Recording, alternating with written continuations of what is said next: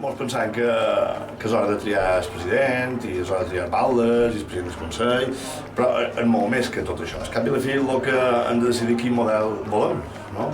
I especialment hem de parlar de les problemàtiques que com a ciutadans i ciutadanes tenim i per això parlam d'educació, per això parlam d'ocupació, de drets laborals, parlam de sanitat, de serveis socials i avui podem parlar també de la problemàtica d'aquells lesbianes, no? Que pareix que és un tema que s'ha fet un procés interessant, és ben cert, però que hi ha molts de factors que fan pensar que encara s'ha de fer molta de feina.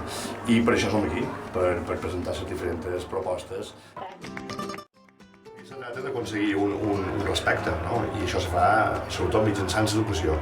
I per aquest sentit presentant tota una sèrie de propostes.